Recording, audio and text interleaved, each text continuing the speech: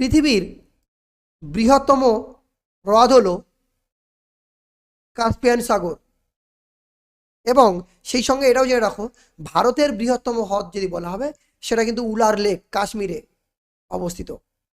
আসি পরবর্তী প্রশ্নে। ভারতীয় রাজ্যের প্রথম মহিলা governor, very very important question, খুব ভালো কোশ্চেন এটা।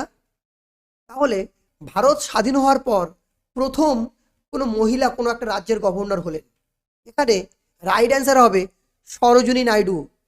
ইনি উত্তরপ্রদেশের গভর্নর ছিলেন, ঠিক ভারত স্বাধীন হলো তার পরপরই উনি ছিলেন।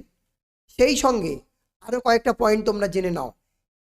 এই সুচেতা কৃপালিনী, ইনি কিন্তু ভারতবর্ষের প্রথম মহিলা কোনো মুখ্যমন্ত্রী, ইনি হয়েছিলেন উত্তরপ্রদেশের মুখ্যমন্ত্রী।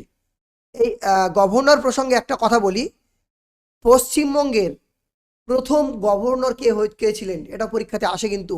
পশ্চিমবঙ্গের প্রথম গভর্নর হবেন চক্রবর্তী রাজাগোপালাচারী, নামটা তোমরা শুনে থাকবে, যার নামটা তোমরা শুনে থাকবে। 1944 সালে রাজাজি ফর্মুলা বা সিআর ফর্মুলা এই দিয়েছিলেন চক্রবর্তী রাজাগোপালাচারী, তৎকালীন কংগ্রেসের একজন বিখ্যাত নেতা।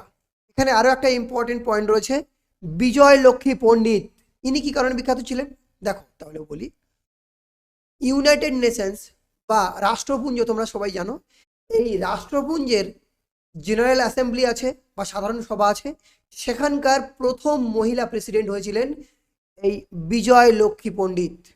এখানে আর একটা খুব গুরুত্বপূর্ণ পয়েন্ট বলে দেই, এই সরোজিনী নাইডু এনাকে কিন্তু নাইটেঙ্গেল অফ ইন্ডিয়া বলা হয়। কে বলেছিলেন? গান্ধীজি এই টাইটেলটা দিয়েছিলেন। কেন বলা হতো? কারণ উনি খুব ভালো কবিতা লিখতেন, তাই গান্ধীজি সরোজিনী নাইডুকে নাইটিঙ্গেল অফ ইন্ডিয়া উপাধি দিয়েছিলেন। এইটাও কিন্তু পরীক্ষাতে আসে।